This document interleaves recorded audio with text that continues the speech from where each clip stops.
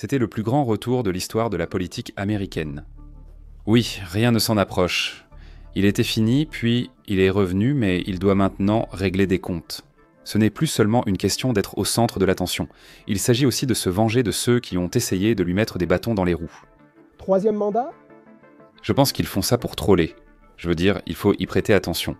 Mais ce que je ne comprends pas, c'est comment Trump pourrait s'en aller. Parce qu'à l'instant où il dit « D'accord, je ne me présente officiellement plus », alors l'attention se porte sur quelqu'un d'autre. Cela ne l'avantagera pas. Jonathan Karl est correspondant en chef à Washington pour American Broadcasting Company News et co-présente cette semaine avec George Stephanopoulos. Il a aussi présidé l'Association des correspondants de la Maison-Blanche et publié Rétribution, troisième livre d'une trilogie sur la dernière campagne présidentielle débutée en 2021. Merci de me rejoindre, Jonathan Karl. Super, merci de m'avoir invité. Donc, c'est une trilogie. C'est votre troisième livre. Êtes-vous le John Ronald Reuel Tolkien? C'est le 4e. C'est le 4e? Comment ça s'appelle? C'est comme un... Quadrologie? Ouais. Même si ce n'était pas le cas, on a inventé un mot. Voilà, ça sort cette semaine et tu as été expert à la Maison-Blanche. Tu as réussi en quelque sorte à passer à travers l'aiguille d'un impossible équilibre, garder le plus haut niveau d'accès, un respect incroyable parmi tes pairs journalistes et recevoir malgré tout les insultes du président Trump, ce qui semble être un insigne de courage. Comment as-tu fait ça? Ça a dû être difficile. Et pour commencer par les grandes questions, comment as-tu réussi à maintenir ces trois aspects qui semblent pourtant être des caractéristiques mutuellement exclusives? Je pense que la clé, c'est au tout début. Tout d'abord, j'avais une relation avec Donald Trump bien avant son entrée en politique. J'ai été journaliste au New York Post. Je l'ai interviewé pour la première fois en 1994 à la Trump Tower. J'avais une exclusivité sur Michael Jackson qui séjournait là après son mariage avec Lisa Marie Presley, et Trump m'a fait visiter. Et c'était, vous savez, enfin bref, c'est ainsi qu'a commencé une relation qui a largement précédé son rôle de figure politique. Donc ça en fait partie, mais plus important, je l'ai toujours traité, lui et eux, avec sérieux et avec le respect qui s'impose lorsqu'on a remporté la présidence. Donc ce n'est pas mon rôle, vous savez, d'être ce que Trump appellerait le parti d'opposition. Et il me provoque avec ça. Ses partisans le font parfois. Je me fais troller. J'ai toujours pensé que, comme journaliste, nous ne devons pas en faire une affaire personnelle, peu importe s'il m'insulte. Je ne vais pas rester là à dire « Comment osez-vous » ça m'est égal. J'essaie de ne pas y prêter attention. Parfois, ça dérange quand quelqu'un dit quelque chose d'horrible sur toi, mais je me dis que ça n'a pas d'importance. Je fais juste mon travail. Et je pense qu'ils voient aussi que même quand ils n'aiment pas mes reportages, je suis précis et je suis juste. D'accord. Eh bien, je veux dire, je suis fasciné par le profil psychologique du fait d'être interpellé sur Truth Social. Ça doit provoquer une certaine dissonance parce que d'une certaine manière, c'est une forme de reconnaissance, comme si on disait « touché, tu l'as atteint, n'est-ce pas ?» Comme toi, mais en même temps, tu sais, il a énormément de followers et il doit y avoir une sorte de choc, genre « Oh mince, le président me cible personnellement. Je sais que tu dis que ça t'est égal, mais explique-moi ce que tu ressens. » Ça doit être étrange de se retrouver dans l'actualité, même si tu n'en as pas envie. Je déteste toujours ça. Absolument. Pas parce que je me fais attaquer, mais parce qu'il y a une tendance à essayer de faire en sorte que je devienne ensuite une partie de l'histoire. C'est ça. Vous savez, et aussi quand on se fait attaquer, que ce soit sur les réseaux sociaux ou à la télévision en direct, il y a un effet de répercussion. On reçoit des menaces et entend des choses horribles sur elles, mais j'ai essayé de compartimenter et d'ignorer cela. Ça arrive vraiment. Mais je sais aussi que, pour la plupart du temps, vous savez, Trump n'en a pas vraiment besoin. Je vais vous dire, il y a eu un incident dans le bureau ovale il y a quelques semaines où il s'en est vraiment pris à moi. Je posais des questions sur la liberté d'expression et l'engagement envers la liberté d'expression, et Pam Bondi allait s'en prendre à lui. Tu t'attaques au discours de haine. Et certains de ses propres alliés disaient « Oh, nous croyons que, vous savez, même le discours de haine, c'est de la liberté d'expression. » Bref, j'ai donc posé une série de questions à ce sujet. Et... il s'est attaqué à moi, c'est normal, comme dit, j'y suis habitué. Mais dès que ça, vous savez comment ça se passe dans le bureau ovale. Il y a le pool de presse, les caméras tournent, et puis quand Trump s'arrête, ils nous mettent tous dehors aussi vite qu'ils peuvent. Voilà. Donc dès que c'était fini, j'ai commencé à sortir et Trump m'a fait un signe de la main. Je m'approche du bureau résolute et il me dit « On est bon ?» Et je lui dis « J'étais là. Tu as été plutôt dur là-bas. » Et il m'a dit « Oh non, non, c'est toi qui as été dur. Tu as été dur. » Et puis, alors que je sors, on peut l'entendre. En écoutant le flux principal, vous l'entendrez dire cela. « Merci Jonathan. Merci John. » Et ça, c'est juste après qu'il m'ait attaqué d'une manière qui vous ferait croire qu'il me détestait. Mais ensuite, il me sourit et plaisante avec moi. Et... Penses-tu que l'effet net, c'est comme un effet de conjoint battu? Qu'est-ce qu'il essaie vraiment de faire ça ou c'est plus pour le spectacle, comme du catch kayfabe? Est-ce qu'il essaie de faire le spectacle et de te garder sous contrôle? Ou est-ce qu'il y croit vraiment? Je veux dire, et je ne veux pas forcément entrer dans le profil psychologique de Donald Trump à ce sujet, mais si quelqu'un pouvait avoir des éclaircissements là-dessus, ce serait toi. Qu'en penses-tu? Qui est-il vraiment? Est-ce que tout ça, c'est juste pour le spectacle et les caméras? Ou essaie-t-il de te faire comprendre que tu dépasses les limites et que tu risques de perdre l'accès? Écoute, tu sais que mon premier livre s'appelait « Au premier rang du spectacle Trump ». C'est ça. Et il est sorti pendant la première administration Trump. Je l'ai écrit. Il est sorti avant le Covid. Et vous savez, mon point était qu'il considérait toute sa présidence comme, en gros, la plus grande émission de télé-réalité du monde. Et selon ce critère, c'était Malala Rancho. C'était si rare, c'était la plus réussie que le monde ait jamais vue. Il est devenu l'être humain le plus célèbre de la planète. J'ai dit qu'il était la vedette, producteur exécutif et attaché de presse du spectacle Trump. Dans un spectacle, il faut des personnages variés et des conflits. C'est un peu différent au second mandat. Nous avons dépassé le spectacle Trump, même s'il reste un moteur pour lui. Le livre s'intitule « Rétribution ». Et je retrace son retour au pouvoir. Et son retour au pouvoir concerne en grande partie le fait de se venger de ceux qui se sont attaqués à lui, que ce soit légalement, politiquement, ou qui l'ont ostracisé. Pensez à comment il a quitté la Maison-Blanche. Ouais. Je veux dire, les entreprises de réseaux sociaux l'avaient banni de leur plateforme. Il n'était plus sur Facebook, il n'était plus sur Instagram, il n'était plus sur Twitter. Il n'était pas dans une bonne situation. Il n'était pas dans une bonne situation. Et les grandes entreprises américaines avaient en déclaré « Non seulement nous n'allons pas donner d'argent à Donald Trump, mais nous n'allons pas non plus donner d'argent à aucun républicain qui a voté en faveur de la contestation des résultats de l'élection. » Ce qui est bien sûr ce que Donald Trump voulait. Il était ostracisé, considéré comme un paria par les entreprises américaines et ce milieu. Et il est revenu dans ce qui est, vous savez, il faut le dire, la revanche. C'est aussi le plus grand retour de l'histoire politique américaine. Il n'y a rien qui s'en approche. Je veux dire, Richard Nixon a perdu l'élection présidentielle, il a perdu la course au poste de gouverneur. Je veux dire, c'est de la rigolade. Pour lui, c'était fini, il est revenu. Mais en revenant, vous savez, il a absolument des comptes à régler. Ce n'est plus seulement être au centre de l'attention, mais aussi se venger de ceux qui lui ont mis des bâtons dans les roues.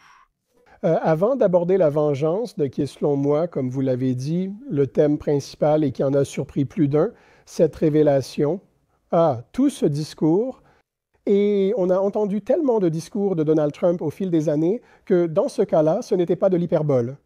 Mais ce retour, vous savez, parce qu'au Club de la presse, on parle de la presse et des médias, et pas tellement de journalisme, mais pouvez-vous simplement donner votre point de vue sur l'écosystème de l'opinion et des médias?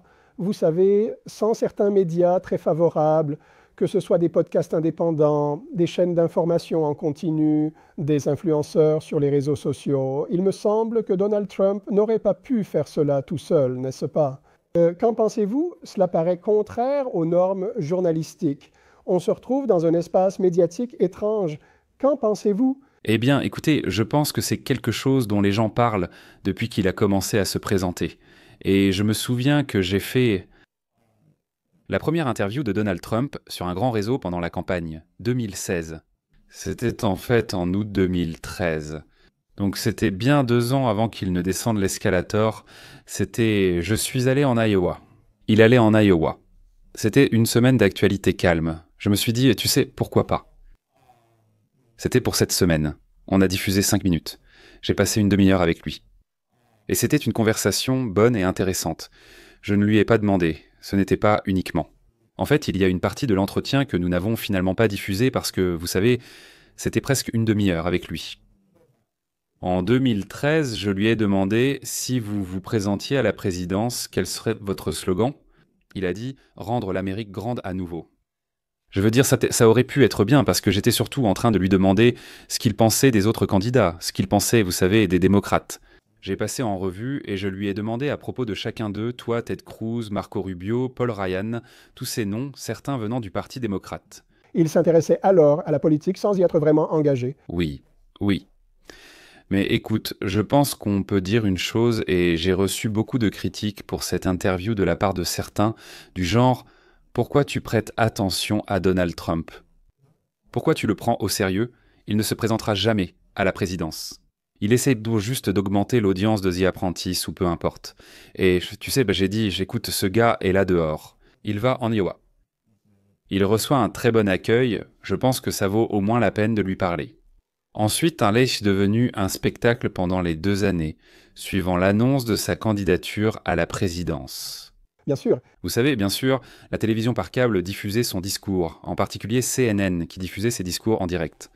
Il diffusait même, de façon célèbre, le pupitre vide, comme si Trump allait arriver à tout moment, parce que les gens voulaient en voir. C'était intéressant.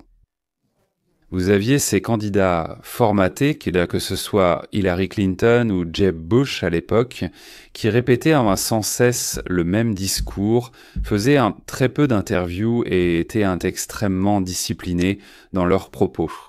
Trump improvisait totalement, ce qui rendait la situation divertissante. Je pense que si vous reveniez en arrière, comme je l'ai dit avant l'interview, je n'aime pas parler de la presse.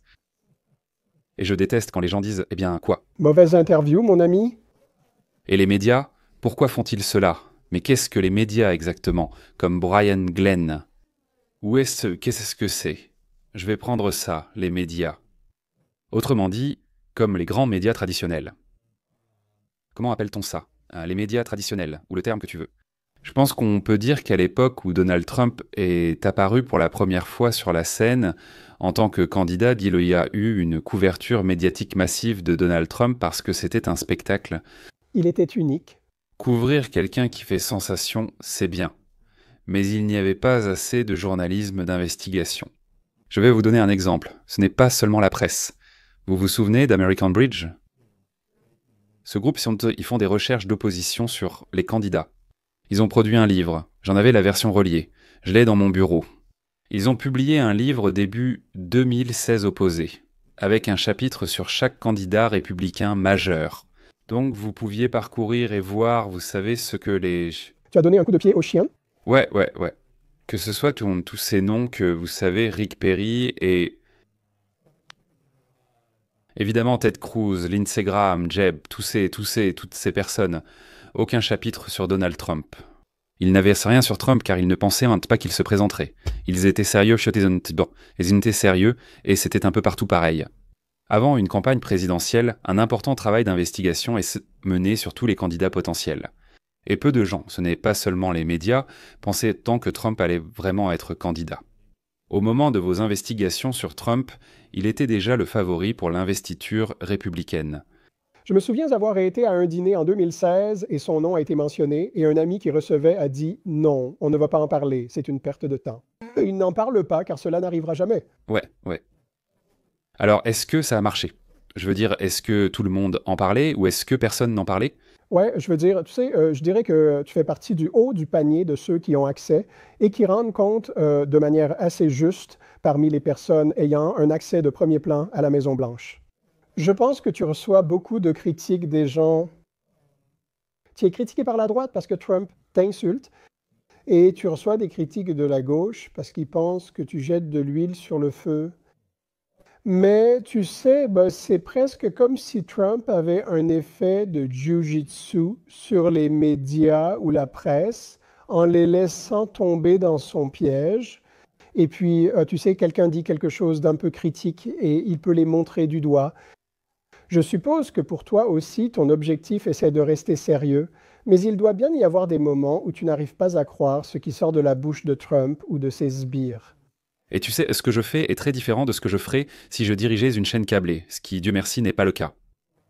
Mais ensuite, tu dois prendre des décisions sur le fait qu'il va passer 1 heure dans le bureau ovale à pontifier. Est-ce que tu diffuses demain en direct et qu'est-ce que c'est du journalisme? Ce sont des questions différentes. Heureusement, je n'ai pas à prendre ces décisions. Tu es déjà allé sur mediaite.com? Tu sais, c'est quelque chose avec lequel j'ai vraiment eu du mal. C'est qu'on couvre, on est devenu un endroit qui répond à la question « Qu'est-ce que j'ai raté? » Ouais. Et ça s'inscrit parfaitement dans, tu sais, Trump a défini l'économie de l'attention. Et donc, en le prenant au sérieux et en couvrant chaque caprice du président, tu ne peux pas vraiment l'ignorer. Mais en même temps, c'est une distraction formidable en ce moment. Par exemple, l'économie n'est pas plus forte aujourd'hui qu'il y a 1 an, mais personne n'en parle. Il y a beaucoup de controverses. Inonder le terrain est une véritable tactique qui a fonctionné pour lui. Mais c'est presque un euphémisme, non? Comme inonder le terrain, comme inonder exponentiellement le terrain avec des lances à incendie à tous les niveaux. C'est fou. Donc, comment fais-tu, s'il faut presque faire une sorte de triage en tant que journaliste pour choisir les sujets, comment tu gères ça? Qu'est-ce qui relève de la distraction ou d'une actualité majeure à traiter? Je dirais qu'il y a 2 façons différentes de voir ça parce que, en fait, j'ai un peu 2 casquettes ici. L'une, c'est de le couvrir au quotidien en tant que journaliste et co-présentateur d'une émission du dimanche qui a son propre rythme et où nous devons rester à jour sur l'actualité. Et nous devons, vous savez, dans le cas de l'émission du dimanche, nous avons une semaine. Voilà. Et nous pouvons tous les deux regarder un peu la semaine qui vient de s'écouler et essayer de lui donner du sens, d'apporter aux gens ce qui a compté pendant cette semaine et aussi parler de la semaine à venir, de ce à quoi s'attendre, de la direction que nous prenons et discuter avec les principaux acteurs de l'actualité. C'est une chose. C'est aussi en tant qu'auteur et journaliste écrivant des livres. Je veux dire, pour moi, c'est pour ça que je n'aurais jamais pensé que j'écrirais aujourd'hui 4 livres sur cette époque politique. Je veux dire, j'ai été un peu entraîné de force à écrire le premier livre. Il y avait un agent littéraire, il s'appelle David Larabel, qui essayait de me convaincre d'écrire un livre depuis avant que Trump n'entre en fonction. Et tu es tellement occupé par le quotidien, tu es tellement occupé. C'est comme... Comme, où trouves-tu le temps de faire ça? Et puis, un jour, il est venu à Washington et il m'a emmené prendre le petit déjeuner.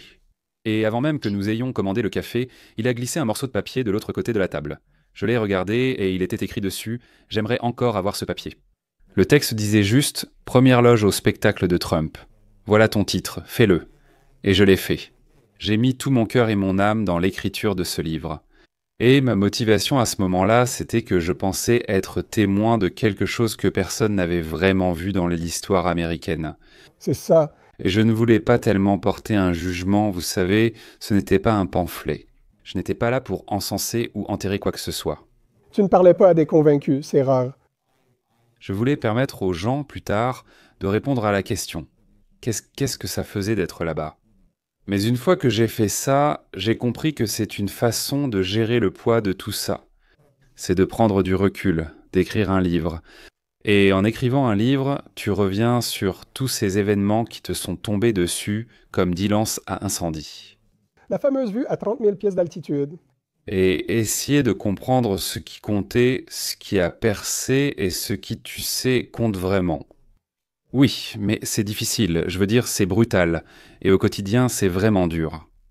Ah, il y a un extrait sur ton livre que je veux lire parce qu'il est vraiment remarquable. Ceci est, je cite, « un portrait brillant de la façon dont la politique a conduit l'Amérique, à reculons et en criant, vers 2025, réalisé par l'un des meilleurs journalistes non partisans des États-Unis. » C'est de la part de Bob Woodward que je ne connais pas. Non, je veux dire, il est légendaire. C'est vrai, et il n'est généralement pas très élogieux envers ceux qui évoluent dans ce domaine. Je veux dire, félicitations. C'est le plus grand des compliments. Et ce qui me frappe vraiment, c'est que tes livres deviennent des références et qu'ils sont non partisans. Et c'est exceptionnellement rare dans ce domaine.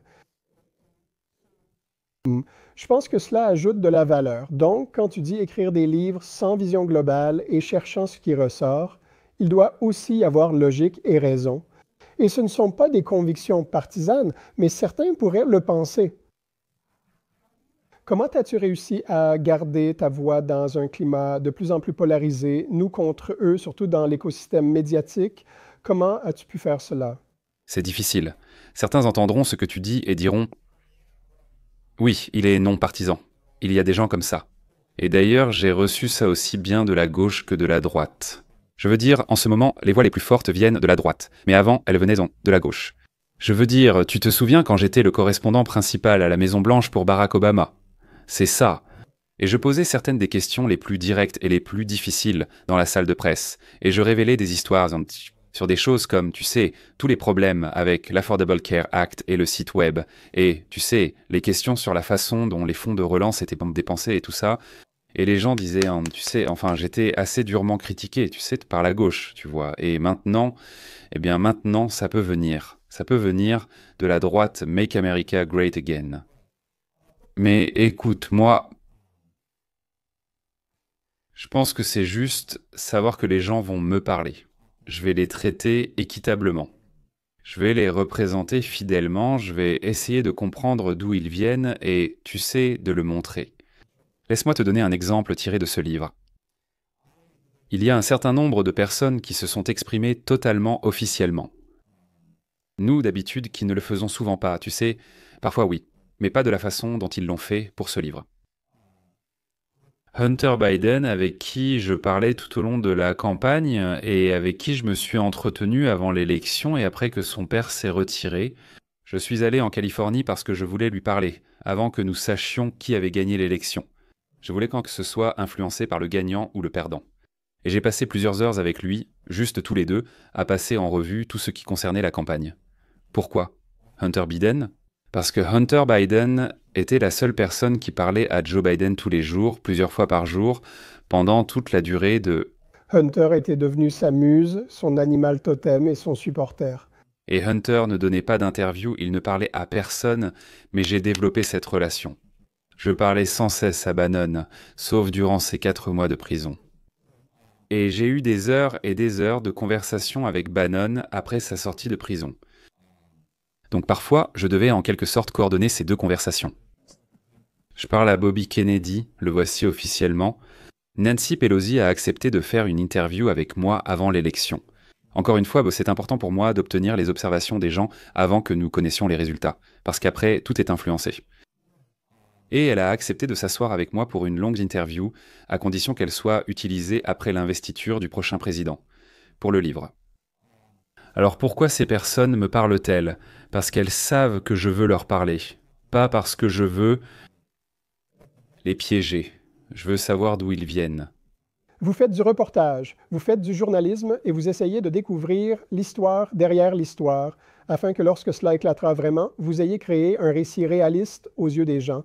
C'est fascinant, je veux dire, en repensant à cette époque. Et cette dernière élection n'était pas comme aucune autre que nous ayons vue. Et bien sûr, Jake Tapper, Alex Thompson, leur livre Péché originel est sorti. Et je pense qu'ils admettraient que ce livre n'aurait pu être écrit qu'après l'élection, quand tout le monde, l'histoire est écrite par les vainqueurs, n'est-ce pas? Et donc, si, vous savez, Kamala avait gagné, personne n'aurait voulu dire quoi que ce soit contre leur propre parti parce qu'ils veulent préserver leur statut, leur accès et leur emploi. Et d'ailleurs, ce que j'ai fait, c'est que, je veux dire, probablement la moitié des entretiens pour ce livre, peut-être plus, ont été réalisés après l'élection. C'est ça. Mais il y avait des acteurs clés. Je voulais lui parler avant de savoir ce qui se passait, pour éviter toute influence. Donc, qu'est-ce que tu penses de cette histoire de déclin cognitif? C'était évident pour quiconque observait vraiment, surtout depuis 1 an et demi. Donc, je pense que de nombreux médias méritent des critiques pour avoir été trop indulgents. C'était presque comme maltraiter une personne âgée. Par exemple, Fox News en a beaucoup parlé, mais c'était comme se moquer d'un gars qui tombe de vélo. Mais il y avait très peu de reportages en profondeur à ce sujet.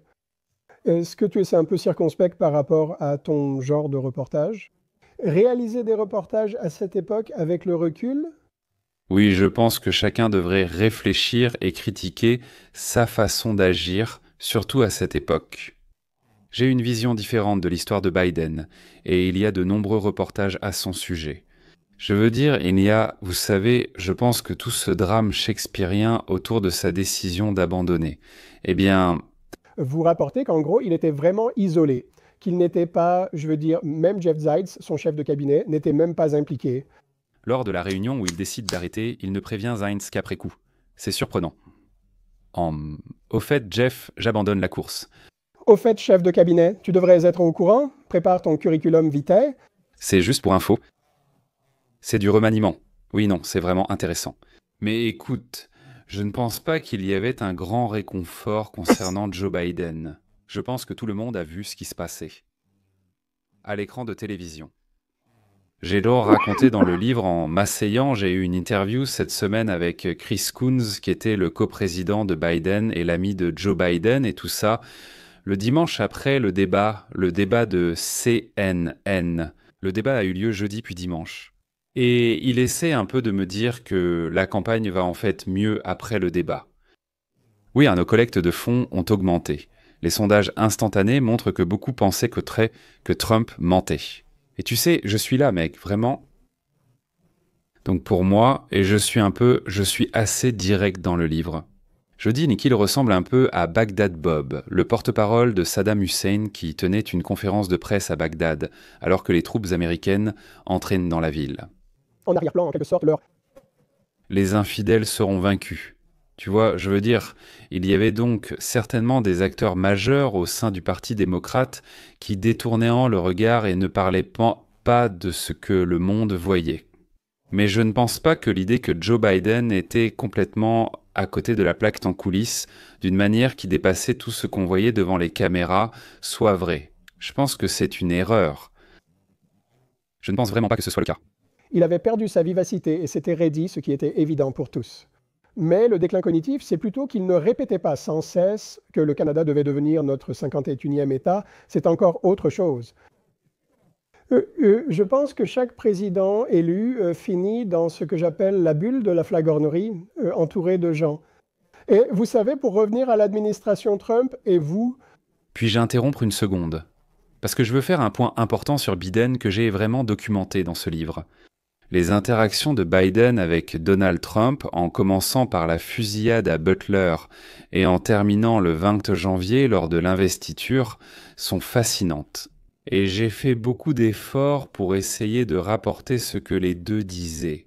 Et dans certains cas, j'ai pu parler à des personnes qui avaient littéralement entendu les conversations, les appels téléphoniques. Comme après la tentative d'assassinat. Oui, et la sorte de camaraderie presque fraternelle qu'ils avaient en tous les deux, ce qui est complètement à l'opposé de la façon dont Trump parle de Biden. Et franchement, la façon dont Biden parle de Trump.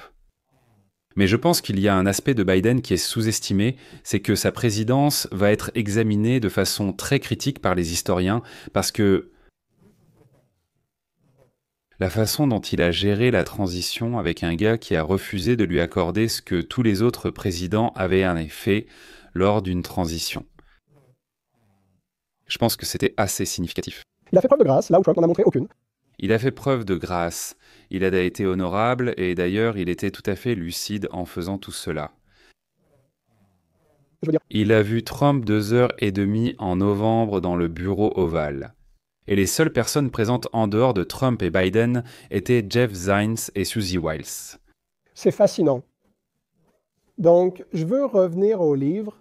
Ce week-end, vos notes improvisées du vice-président Mike Pence ont émergé. Je suppose que vous êtes un être humain qui travaille dur pour obtenir des scoops. Quand c'est arrivé, quand vous êtes arrivé à ce moment-là, vous avez dû être ravi, genre « Oh, wow, c'est quelque chose de nouveau ». C'est une archive de l'histoire que vous allez révéler pour la première fois. Pouvez-vous expliquer comment c'est arrivé? Tout d'abord, c'est un document historique extraordinaire. Malgré toutes les discussions sur le 6 janvier, les longues audiences en prime time du comité et les nombreux excellents reportages, ce document n'avait jamais été vu. Et c'est un document fascinant à voir parce qu'il est littéralement sur un agenda. C'est sur un calendrier papier où il est écrit 6 janvier, et ce sont les notes manuscrites de Pence sur sa conversation juste avant qu'il ne monte au Capitole et juste avant que la foule ne fasse irruption en commençant à réclamer l'exécution de Pence. Exactement. Pendez Mike Pence, c'est un appel tendu. Il écrit que tu passeras pour un lâche. J'ai fait une grosse erreur il y a 5 ans, quand je t'ai choisi comme colistier. À un moment donné sur les notes, Pence dessine ce qui ressemble à un emoji visage triste ou en colère. C'est comme l'opposé d'un visage heureux. Et regardez, une grande partie, j'ai eu beaucoup d'aide pour ce livre de la part de mes collègues à American Broadcasting Company, Declan Garvey, qui était avec le Dispatch. Ça a été un effort monumental, mon plus grand défi journalistique. À ce sujet, Catherine Falders à American Broadcasting Company est l'une des meilleures journalistes de Washington.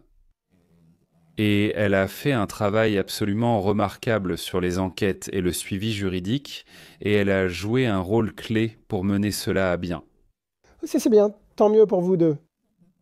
Quel est un passage du livre qui, selon vous, surprendra le plus les gens ou qui vous a peut-être même le plus surpris lors de votre enquête? Pour moi, personnellement, lire à propos de la transition, le spectacle à Mar-a-Lago et le fait que, vous savez, Steve Bannon essayait de faire passer des messages à Boris Epstein depuis Danbury via la COVID. Oh, la prison, oui. Oui, et vous savez, la façon dont vous décrivez ce défilé de personnes très puissantes qui, en quelque sorte, s'inclinaient devant le type qui avait soudainement tout le pouvoir. J'ai trouvé cela vraiment, vraiment fascinant et c'était une excellente lecture. Mais pour vous, quelle partie du livre surprendra nos téléspectateurs, selon vous? Je veux dire, j'adore. La scène à Mar-a-Lago pendant la transition montrait que Trump semblait bien plus discipliné qu'avant, selon de nombreux commentaires de l'époque. Suzy Wiles veille vraiment à ce que tout fonctionne parfaitement. Vous savez, il fait ses nominations, il annonce beaucoup plus rapidement qu'il compte nommer. Mais en réalité, le processus était tout simplement incroyable. C'était comme Grand Central pour l'influence politique à Mar-a-Lago. Et dans ce hall, le salon à Mar-a-Lago, je décris une scène où un candidat au poste de procureur général est assis à côté d'un candidat à un autre poste au cabinet que je ne peux nommer. Vous avez Pete Hegseth qui passe tranquillement, et les gens assis sur le canapé pensent que Pete Hegseth est là pour interviewer Trump parce qu'il est l'animateur du week-end sur Fox et qu'il ne serait pas là pour un poste. Le lendemain, il est finalement annoncé comme candidat au poste de secrétaire à la défense. Cachoir, cache 4 candidats, je suis désolé. Et Cash Patel, tu sais, quand qui brigue la direction du FBI et Trump est censé d'abord assez sceptique, et Cash Patel attend dans le hall pour que, non, quand Trump entre et sort, il puisse lui faire son argumentaire d'ascenseur pendant qu'il traverse le couloir, je veux dire, toutes ces scènes. Et puis, il y a un bateau, un yacht dans la voie navigable côtière, juste en bas de Mar-a-Lago, appartenant à un homme nommé John Rich, un magnate du charbon à la retraite. Et c'est comme l'équipe de transition Make America Great Again, non officielle, tu sais, composée de vrais croyants. Et j'écris à ce sujet, puis je vais visiter le yacht. Et je parle avec eux, je veux dire, il se passe des choses là-bas qui sont tout simplement hallucinantes. Et tout le drame autour de Boris Epstein, tu sais, et comment il est pris pour cible, il a failli être viré brièvement. Il semble même avoir été licencié et mis à l'écart. Il revient en quelques jours et devient l'un des éléments remarquables de la scène. Une petite chose laisse-moi t'en donner 2 très rapides.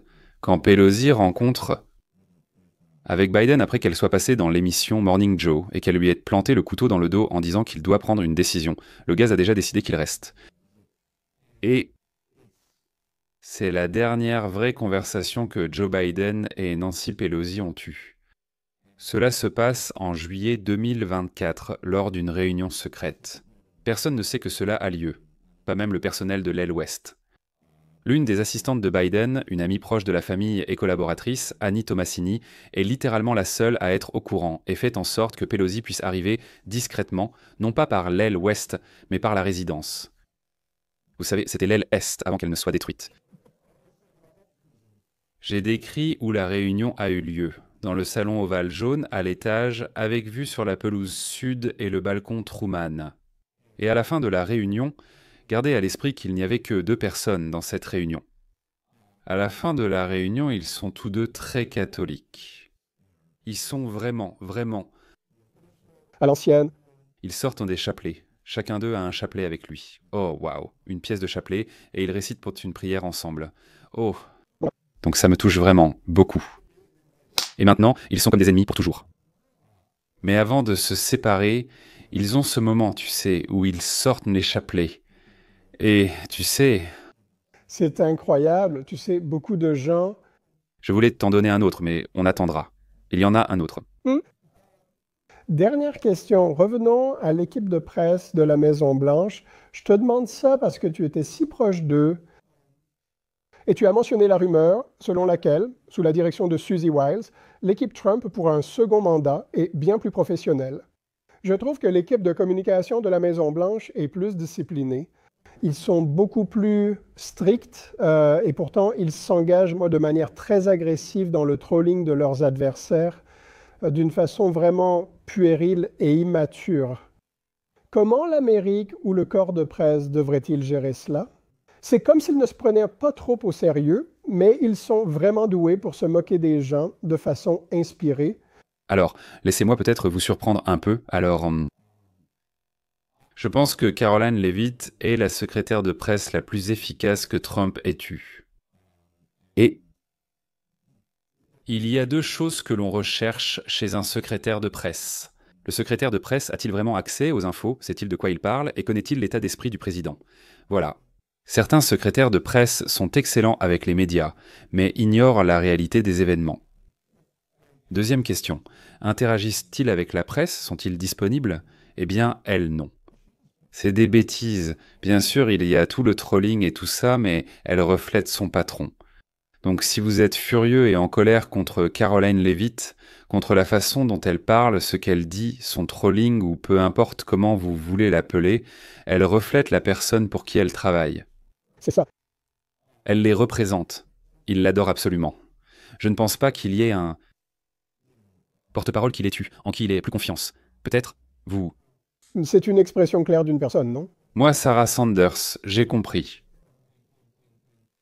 Mais je pense que Caroline Leavitt, tu sais, elle n'est pas comme ça. Elle travaille pour quelqu'un. Écoute, je peux monter sur mes grands chevaux à propos de quelque chose qui est absolument vrai. Le porte-parole de presse reçoit un salaire des contribuables du gouvernement américain et il est là pour s'exprimer au nom non seulement de la figure politique du président, mais aussi de la branche exécutive du gouvernement des États-Unis. Mais nous sommes à une époque où Donald Trump a pris le contrôle de la branche exécutive du gouvernement des États-Unis d'une manière qu'aucun autre, aucun prédécesseur n'a fait. On peut même dire... De la branche législative également. Et bien sûr, est-ce que c'est toujours le cas? Oui. Donc tu sais, écoute, je pense que si tu veux t'énerver contre Caroline, alors tu dois diriger ton attention vers son patron. Elle reflète son patron. Dernière question. Troisième mandat. Oui, je crois qu'ils font ça pour provoquer. Je veux dire, mais il faut y prêter attention. Et d'ailleurs, juste un petit aperçu à ce sujet. Bannon est vraiment le gars qui a lancé ce truc. Non, c'est lui qui le mène. Je veux dire, il l'a lancé, je parle d'avant l'investiture de Trump. Il parlait déjà d'un troisième mandat. Je pense que Bannon a commencé à faire ça surtout pour troller John David Vance. Il ne veut pas donner à John David Vance la chance de commencer à se préparer pour sa propre campagne afin de remplacer Trump. Parce que si tu dis sérieusement que ce sera encore Trump, alors pourquoi lui? Que va-t-il faire? Je pense que c'est comme ça que ça a commencé. Mais ce que je ne sais pas, c'est comment Trump va s'en aller et quand. Dès qu'il déclare ne plus se présenter officiellement, la Constitution l'interdit, donc il ne se présente plus. Et vous savez, je soutiens Marco Rubio ou je soutiens John David Vance, alors l'attention se porte sur quelqu'un d'autre. Et ça ne jouera pas en sa faveur. Donc je ne sais pas quand cela arrivera, ni comment cela arrivera. Donc il faut surveiller ça. Mais je pense que oui. Eh bien, je me souviens avoir vu un tweet. Mick Mulvaney dit que Trump, bien sûr, cédera le pouvoir avec grâce s'il perd en 2021. Aujourd'hui, quand on dit d'ignorer l'histoire du troisième mandat, on l'a déjà vécu. Pour moi, cela ressemble à une provocation théâtrale, un peu comme dans le catch professionnel. J'adore l'idée qu'il essaye de garder John David Vance dans son entourage. Mais surtout, la vraie question que tu viens de poser est à quoi ressemblera le prochain ex-président? Je me souviens d'un article du New Yorker qui montrait une illustration de Bill Clinton. Il ressemblait à un producteur d'Hollywood. On dirait qu'un président se définit davantage comme ex-président, à l'image de Bill Clinton, que comme président. Avec Trump, il est impossible de l'imaginer ne pas être le personnage principal. Une chose que j'ai rapportée dans Trahison, c'est qu'à mesure que Trump devenait de plus en plus extrême et contestait les résultats de l'élection, certains proches disaient « il est temps de passer à autre chose ». Biden a gagné. Et l'une des choses qu'ils essayaient en fait de faire pour lui donner autre chose à penser, c'était sa bibliothèque présidentielle. Il lui montrait des plans, mais il ne voulait rien savoir. Contester les résultats de l'élection, c'était tout ce qui comptait. Maintenant, il est en fait en train de lever des fonds pour cette bibliothèque. Il pourrait exposer un gros avion dans cette bibliothèque. Il n'a aucun problème à lever des fonds. Ouais, je veux dire. C'est ce qu'il fait. Jean-Carl, c'est ça, c'est le livre. Ce livre est merveilleux. La répétition était excellente. On devrait enregistrer. Merci beaucoup d'être venu. Est-ce que... Avons-nous beaucoup parlé des médias? J'espère que non. Eh bien, je suis désolé. Je t'ai tiré l'oreille et un peu traîné, mais c'était super. Merci d'être venu. Je suis d'accord. Merci beaucoup, j'apprécie, merci.